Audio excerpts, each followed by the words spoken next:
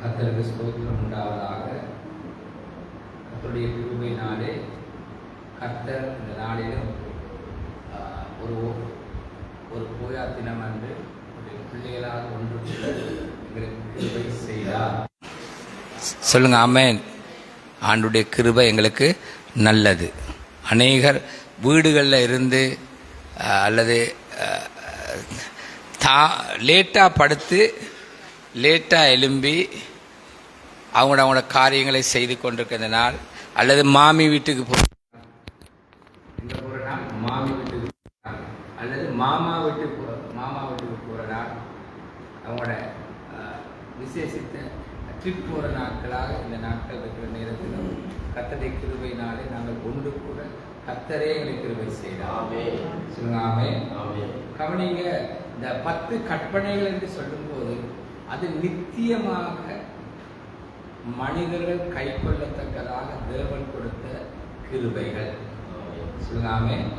10 கற்பனை என்று சொல்லும் போது நல்லா கவனிங்க, நித்தியமாக நித்திய நாங்கள் போய் சேரும் வரைக்கும் நாங்கள் கை கொள்ள வேண்டிய கற்பனைகள். அதை நாங்கள் மறந்து விடக்கூடாது. இது பழைய ஏற்பாடு, இது புதிய ஏற்பாடு அல்ல. அது பழைய ஏற்பாடு மரமாக இருந்தால் புதிய ஏற்பாடு நிழலாக இருக்கிறது. ஆமென்.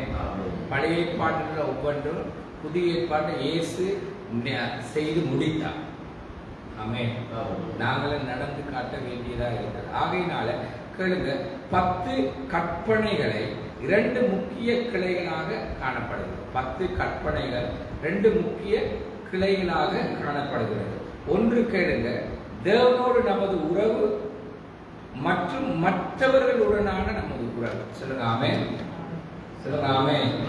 10 கற்பனை, தேவனோடு உள்ள உறவு, மற்றவர்களோடு உள்ள உறவு நாங்கள் சரியாக வைத்துக் கொள்ளத்தக்கதாக அது பிரிக்கப்பட்டு இருக்கிறது. 10 கற்பனைகள் 2 பிரிவுகளாக இயேசு சொன்னார். ஒன்று, முதல் 4 கற்பனைகளும் தேவனோடு, அடுத்த 6 கற்பனைகளும் சக மனிதர்களோடு. சொல்லுங்க ஆமென். சொல்லுங்க ஆமென். ஆமென். என்னடா தொடர்ந்து வருஷங்கள் போயிட்டு நாங்கள் பல வருஷங்களாக கடவுளோடு இருக்கிறோம், ஆனால் இப்பொழுது 10 கற்பனைகள் பேசப்படுதுன்னு நினைக்காதீங்க. யாரும் கை கொள்வது இல்லை, அதுதான் பிரச்சனை. சொல்லுங்க ஆமென். நீங்கள் உங்களோட குழந்தைகள் இருந்தால், பாலிய பிள்ளைகள், வாலிப பிள்ளைகள் இருந்தால் ஞாபகப்படுத்துங்க, 10 கற்பனைகள் என்று ஒன்று உண்டு. அது ஒன்று தேவனோடு உறவு வைக்க, 2வது சக மனிதனோடு கூட. ஆமென். 10 கற்பனைகளை பிள்ளைகளிடத்தில் பாடமாக கேளுங்க. என்னத்தை கேளுங்க? பாடமாய் கேளுங்க. வேதத்துக்கு முக்கியத்துவப்படுத்துங்க. சொல்லுங்க ஆமென். 5ல் வளையாது, 50ல் வளையாது. இப்போ உள்ள காலங்களில் ஓய்வு நாள் பாடசாலைக்கு பிள்ளைகளை நாங்கள் முக்கியத்துவப்படுத்துகிறது குறைவு. நாங்கள்லாம் 7 வயதிலிருந்து ஓய்வு நாள் பாடசாலையில் படித்து வாலிப வயதில் வாலிப கூட்டத்தில் பங்கு பெற்று, சொல்லுங்க ஆமென், அன்றைக்கு பாடமாக்கின வார்த்தைகள் இன்றைக்கு நாங்கள் பிரசங்கம் பண்ணுகிற அளவுக்கு இருதயத்தில் உள்ளதை தேவன் எங்களுக்கு உணர்த்துகிறார், பிரசங்கிக்க கிருபை செய்கிறார். சொல்லுங்க ஆமென். அப்போ எங்களுக்கு போட்ட ஆசிரியர்கள், நாங்கள் ஆசிரியர்களுக்கு கீழ்ப்படியலை, நாங்கள் அடங்காதவர்களாக இருந்தாலும் அப்போ போட்ட அந்த கற்பனையின் வித்துக்கள், வேத வார்த்தைகள் இருதயத்தில் தேவன் எங்களுக்கு பதிக்க வைத்து இப்போ அதை ஞாபகப்படுத்தி தேவன் அதை கொண்டு வருகிறார். சொல்லுங்க ஆமென். ஆகையினாலே 10 கற்பனைகளை குறித்து யாத்ராம 20வது அதிகாரம் 1வது வார்த்தையிலேருந்து 17 வார்த்தைகளுக்கு நீங்கள் வாசித்து பாருங்கள். யாத்ராமம் 20வது அதிகாரத்திலிருந்து சரியா 17 வார்த்தைகள் இருக்கிறது. நீங்கள் வீட்டிலே வாசிங்க. இப்பொழுது முதல் கற்பனையை வாசிங்க. யாத்ராம் 20:3.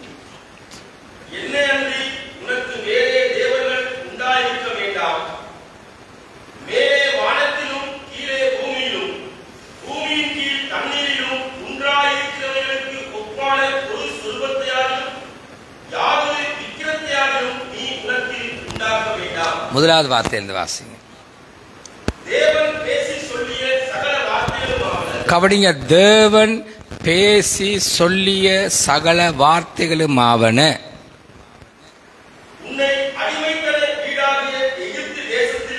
கவனிங்க, உன்னை அடிமைத்தன வீடாகிய எகிப்து தேசத்தில் இருந்து கேளுங்க, புறப்பட பண்ணின உன் தேவனாகிய கர்த்தர் நானே. சொல்லுங்க ஆமென். புறப்பட பண்ண உன் தேவனாகிய கர்த்தர் நானே.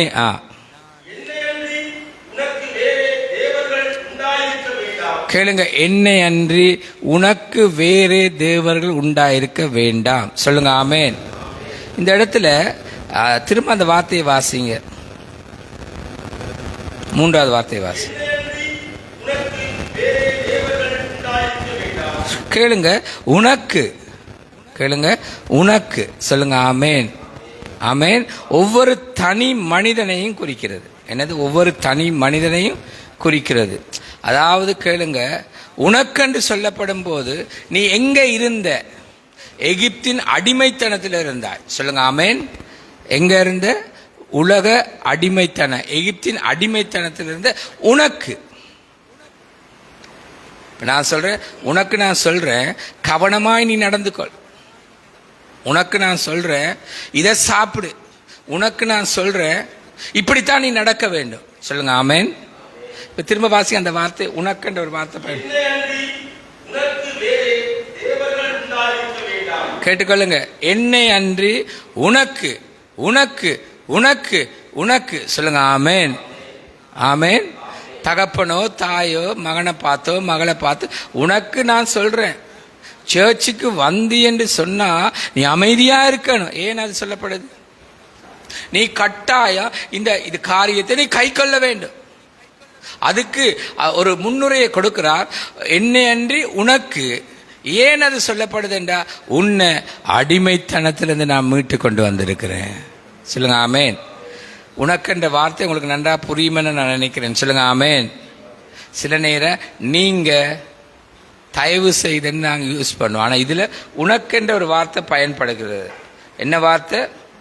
லேகா என்ற ஒரு வார்த்தையிலிருந்து மொழிபெயர்க்கப்பட்டிருக்கிறது உனக்கென்று. வாசிங்க.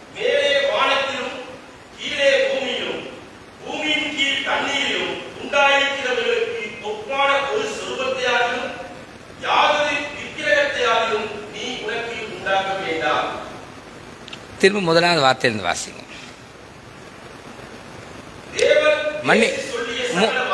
மன்னிங்க, 3வது வார்த்தை. உனக்கு, கவனிங்க, உனக்கு இருக்கக்கூடாதா? கேளுங்க, மேலே வானத்திலும் கீழே பூமியிலும், கவனிங்க, பூமியின் கீழ் தண்ணீரிலும்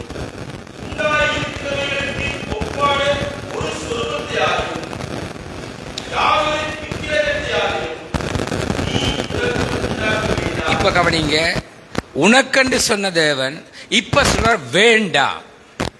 சொல்லுங்க ஆமென். கையில் சொல்லுங்க ஆமென். முதல் சொல்லுகிறார், உனக்கு என்று சொன்ன தேவன் இப்ப சொல்லுகிற வேண்டாம். என்ன சொல்லுகிறார்? வேண்டாம். அதாவது நீ மறுப்பு தெரிவிக்க வேண்டும். என்ன தெரிவிக்க வேண்டும்? மறுப்பண்டா என்ன? வேணாம், இப்படி இல்ல, இதுதான் ஆண்டவருடைய வார்த்தை. இதுதான் ஆண்டவர் சொல்லுகிறார். உனக்கு இன்னொரு வார்த்தையை பயன்படுத்துகிறார், உண்டாயிருக்க வேண்டாம். அப்படின்னா அதை குறித்து மறுப்பு தெரிவிக்க வேண்டிய மக்களா இருக்கிறோம். அதாவது இந்த பூமியில எல்லாரும் பன்மத சூழல்ல வாழ்ற மக்கள். என்ன மக்கள்? பன்மத சூழல்ல. என்ன மதங்களை விரல் நீட்டு நான் வரையில. பைபிள்ல என்ன இருக்கு? எங்களுக்கு நீதிமானுக்கு என்ன இருக்குது? அந்த கற்பனை நித்தியமாக கை கொள்ளப்பட வேண்டியது. சொல்லுங்க ஆமென். அந்த கற்பனை என்ன செய்ய வேண்டும்? நித்தியமாக கை கொள்ளப்பட வேண்டும். உனக்கு வேண்டாம். சில நேரம் குடும்பத்தை எடுத்துக்கொள்ளுங்க, தாய் தகப்பன் பிள்ளைகள். மகள் சொல்லுகிறா, இல்லம்மா நான் இன்றைக்கு இந்த பிள்ளைகளோட நான் போகத்தான் போறேன். வேணாம் வேண்டாம் என்று சொல்லும் போது அது என்னது? நீ அதுக்கு ஒத்து போக வேண்டியிருக்கு. என்ன செய்யப்பட வேண்டியது? உண்டாயிருக்க வேண்டாம். திரும்ப அதே வார்த்தையை வாசிங்க. முதலாவது சொல்லுங்க, 3வது 4வது வார்த்தை.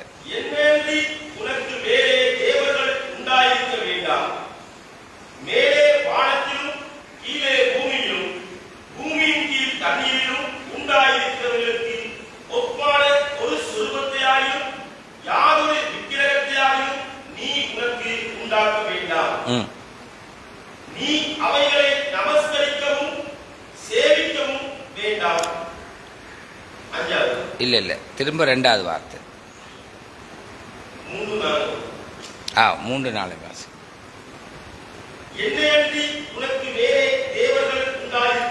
கவனிங்க. இப்ப முதலாவது உனக்கு, 2வது கவனிங்க, இங்க கவனிங்க. சொல்லுங்க ஆமேன், சொல்லுங்க ஆமேன். சிலர் பைபிளே வாசிக்கிறது இல்லை. சரியா? பைபிள் வீட்டில் இருக்கு, இல்லை ஒரு தனித்துவமாக வைக்கப்பட்டிருக்கும், இல்லை பயநேர நெஞ்சில் எடுத்து வைப்பாங்க.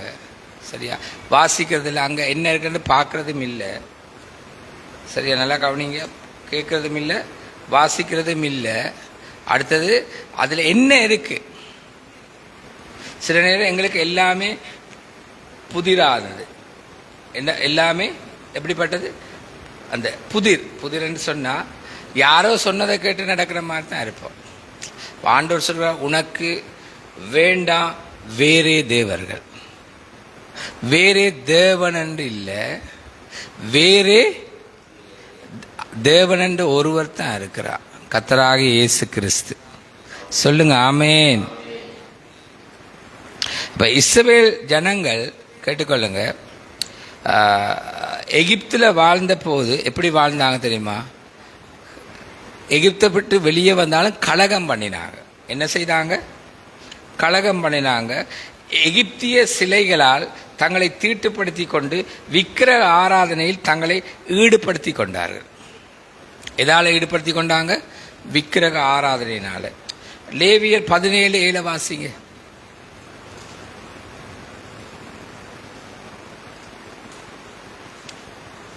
லேவியர் 17:7.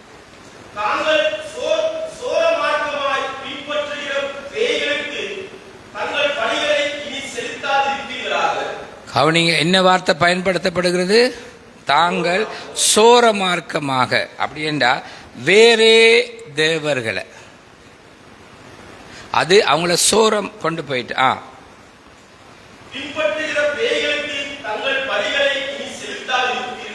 அதாவது ஆராதனைகளை செலுத்தாதிருப்பார்களாக.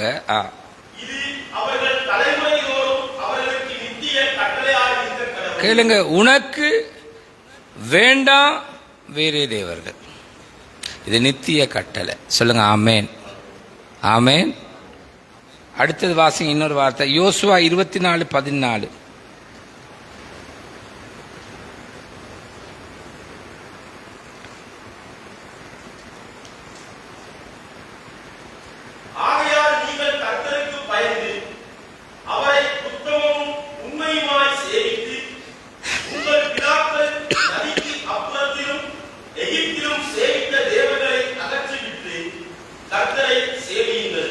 எகிப்திலே சேவித்த காரியங்களை என்ன செய்யுங்கள்?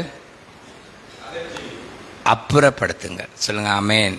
சில நேரம் நாங்கள் நீதிமான்களாக இருந்தாலும் நாங்கள் வீட்டில் இல்லை, இங்கே இருக்கு எகிப்து, இங்கே இருக்கு வேறே தேவை. எங்க இருக்கு? எங்களுக்கு பழக்க தோஷங்கள் இருக்கு தெரியுமா? நாங்கள் ஒரு ஆலயத்தை கண்டா என்ன செய்வோம்? என்ன செய்வோம்? இல்லாட்டி என்னது? என்ன செய்வோம்? அப்படின்னா என்ன? மறந்துட்டீங்க நீங்க எல்லாம். நீங்க சும்மா இப்ப மறந்துட்டீங்க, ஆனால் இங்க மறக்கல, உள்ளுக்கு இருக்க எல்லாம். எப்ப தலை தோக்குங்கன்னு எனக்கு தெரியாது. நல்லா கவனிங்க, என்ன சொல்லப்படுது?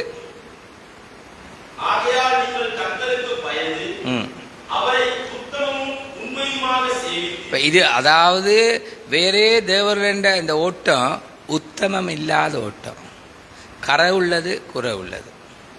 சொல்லுங்க ஆமேன், ஆமேன். இப்ப நீங்க எல்லா கேள்விகளுக்கும் பதில் எடுத்துக்கொள்ளுங்க. என்னது? எல்லா கேள்விகளுக்கும் நீங்க பதில் எடுங்க. சரியா? உங்களுக்கு வேறே தேவர்கள் இருக்கக்கூடாது, நீங்க கர்த்தருக்கு பயப்படணும். ஆமேன். நல்லா உனக்கு உண்டாயிருக்க வேண்டாம் வேறே தேவர்கள். சொல்லுங்க ஆமேன். அப்படின்னா அவர் ஒருவர் தான். இப்ப வாசிங்க இன்னொரு வசனத்தை,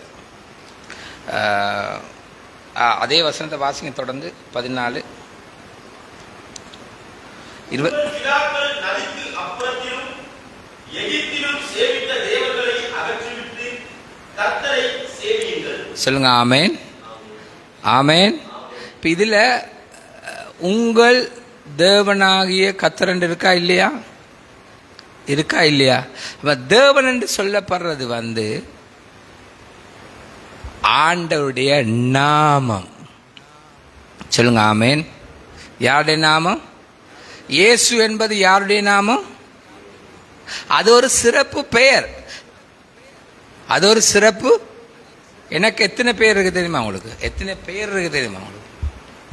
சொல்லுங்க பாப்போம். ராஜன் என்று சொல்லுவாங்க. இன்னொரு பேர் ஜோர்ஜ் கெலியோபேர் என்று சொல்லுவாங்க. சரியா? இன்னொன்று அறப்படித்தவன் இருக்கு. அந்த அந்த அந்த டென்ஷனாக வர கோபம் கொள்வார் அவரா கேட்பாங்க. இன்னொரு பேர் உண்டு சுடுதண்ணி.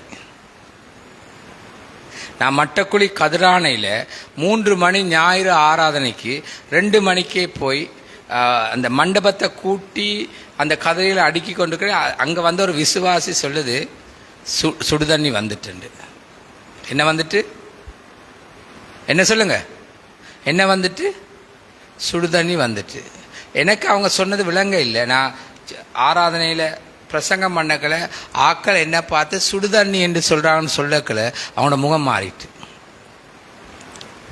உனக்கு வேறே தேவன் உண்டாயிருக்க வேண்டாம். சொல்லுங்க ஆமேன். ஆமேன். திரும்ப சொல்ற, உனக்கு வேறே தேவன் என்றது சிறப்பு பெயர். இயேசு கிறிஸ்து சிறப்பு பெயர். ஆமேன். ஆமேன். எல்லாரும் தேவர்கள் என்று சொல்றாங்க. தேவன் என்று சொல்லப்படுது. இது இவருக்குரிய பெயர் தான் தேவன். அப்ப என்ன? இந்த போயாத்தினத்துல முதலாவது என்ன? உனக்கு உண்டாயிருக்க வேண்டாம் வேறே தேவர்கள். ஆமேன். அவர் ஒருவர் தான் உயிருள்ள கர்த்தர். அவர் மாறாத கர்த்தர்.